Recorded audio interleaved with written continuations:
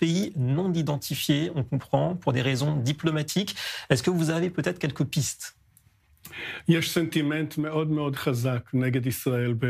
a un sentiment anti-israélien très fort en Europe et c'est pourquoi de nombreux pays d'un côté veulent se munir des systèmes israéliens qui seront les seuls qui ont fait leurs preuves dans une véritable guerre face à l'Iran, face au Hezbollah, etc.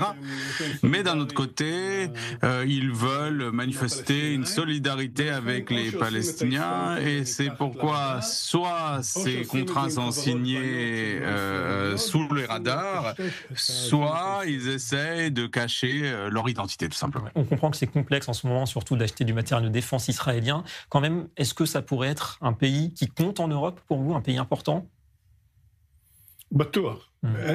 Oui, c'est certain. C'est certain, cela ne fait aucun doute. À part la France qui veut développer ses propres systèmes, tous les pays européens achètent en Israël. Le meilleur commercial de l'industrie israélienne, c'est Poutine. À partir de l'invasion en Ukraine, eh bien, ils ont compris qu'une attaque russe était une option et les seuls systèmes, encore une fois, qui ont fait leurs preuves dans le cas d'une guerre, ce sont les systèmes israéliens. Et donc il y a beaucoup de demandes. Donc publiquement, on n'admet pas Israël dans les salons, mais plus discrètement, ceux qui veulent être sûrs, eh bien achètent des systèmes israéliens. C'est la même chose d'ailleurs en Extrême-Orient. Il est certain que la Chine a des intentions guerrières vis-à-vis de Taïwan et des pays comme Taïwan achètent des systèmes israéliens. Et puis on se doute qu'il y a quand même des chemins de traverse, on va dire, pour l'industrie israélienne pour écouler son matériel via peut-être des sociétés écrans, des sociétés qui sont basées ailleurs et qui permettent quand même à certains pays d'acquérir cette technologie qui sauve aussi des vies. Ça c'est vrai. Une grande partie de l'industrie de la défense, parce que c'est très sensible, cela fait des années. Alors aujourd'hui on le voit un peu plus, mais cela fait des années qu'il y a des partenariats qui sont conclus avec des sociétés européennes, en Italie ou ailleurs. La société Leonardo par exemple, qui est une entreprise italienne importante, ou en Allemagne, aux États-Unis, on l'a vu souvent.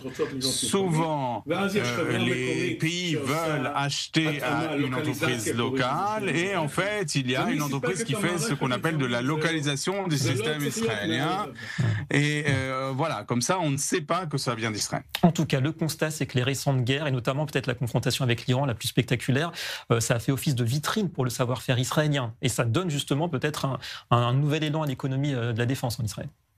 Oui,